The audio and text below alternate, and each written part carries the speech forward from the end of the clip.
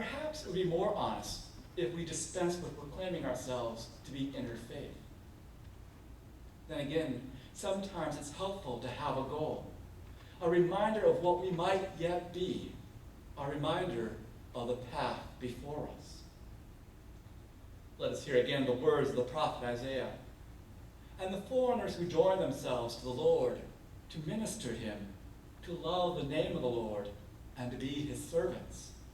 All who keep the Sabbath and do not profane it, and hold fast my covenant, these I will bring to my holy mountain.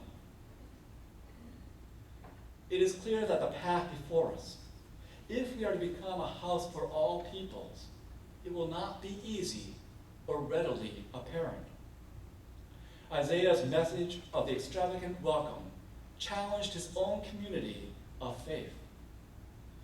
Though they were to be a light to the nations, over time they had come to take their path for granted, to take pride in their heritage, to feel set apart by birth.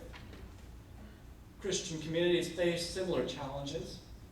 Often leadership within our churches is determined by the length of one's membership, to a commitment to preserving the way things have been, and assumedly always will be. We say to ourselves, we've always done it that way. They need to get to know us first. And more often, can't we sing the old hymns? Assuredly, there is much to be gained from experience. So too, it is important to take ownership of one's beliefs. And yes, some of the old hymns are moving and powerful. Yet to be a house for all peoples invites change.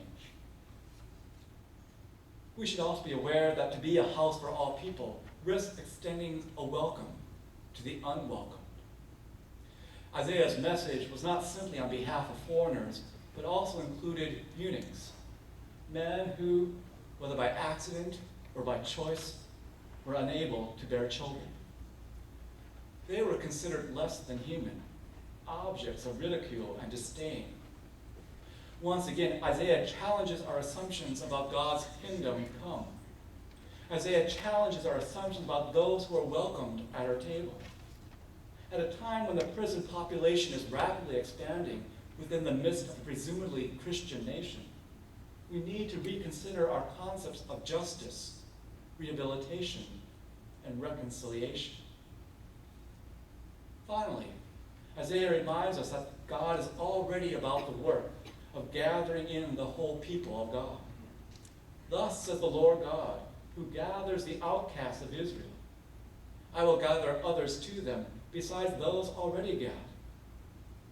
For Isaiah, the community of God, the house for all peoples, will in the end be determined by these two qualities: justice and right relatedness.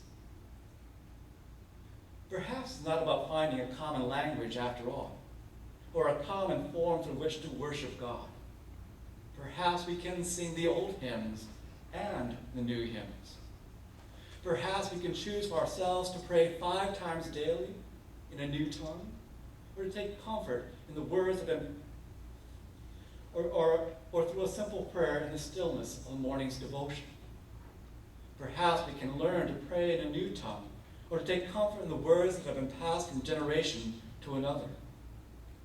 All we need to build a house for all peoples is a commitment to justice for all persons and all peoples, as well as a commitment to right relatedness, doing unto others as we would have them do unto us.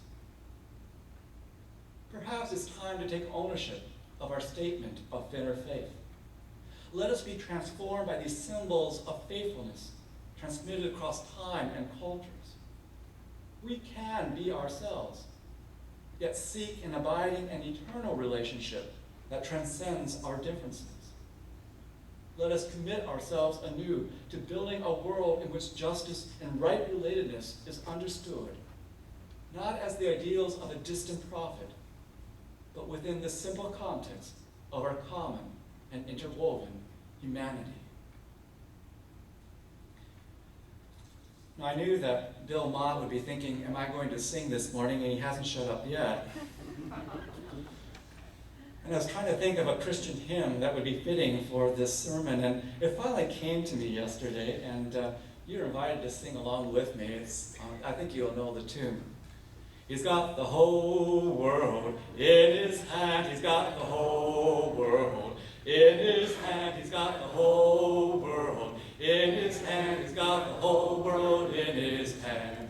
He's got you and me, brother, in his hand. He's got you and me, sister, in his hand. He's got you and me, brother, in his hands. He's got the whole world in his hand. He's got the whole world in his hands. He's got the whole world in his hands. He's got the whole world in his hands. He's got the whole